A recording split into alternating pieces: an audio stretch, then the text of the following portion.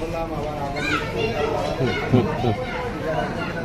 দোয়া করে আল্লাহ যেন আমাদের আরও কিছুদিন এইভাবে সবার সাথে বসার মানে কথাগুলো বলার সুযোগ করে দেয়।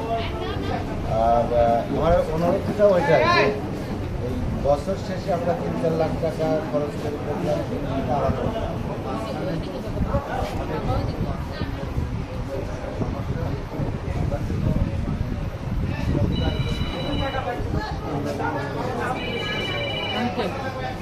আর্থিকভাবে না হলে মানসিকভাবে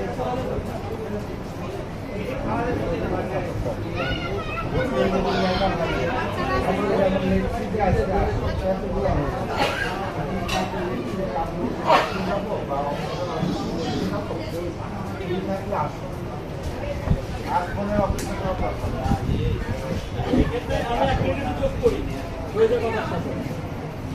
এই 7 বছর যাবৎ আমাদের এই সংগঠনের আত্মপ্রকাশ, এই 7 বছরে এই ব্যাচ 91 ব্যানারে যে কাজ কাম যাই হয়েছে ভালো মন্দ আমি তার সাথে ছিলাম।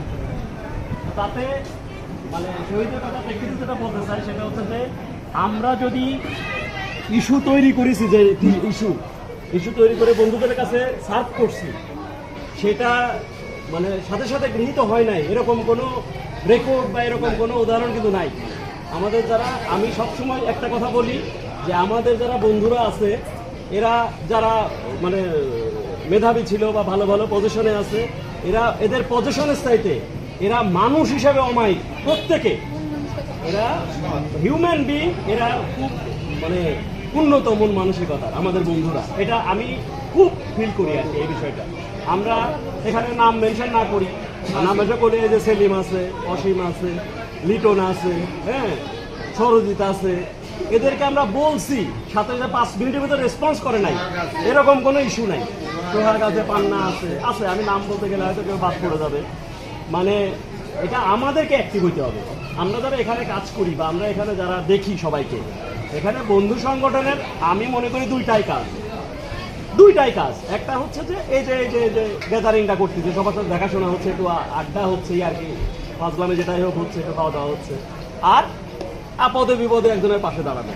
এই দুটোই কাজ আমাদের, যে সবার সাথে একটু কমিউনিকেটেড থাকবো আর মানুষের দুঃসময়ে একটু পাশে থাকবো বন্ধু বান্ধবের। ব্যাচ 91 ইয়েতে যারা একটু সমস্যাগ্রস্ত আছে বা সমস্যা বলতে সবার যে টাকা দরকার তা তো না, তাই না?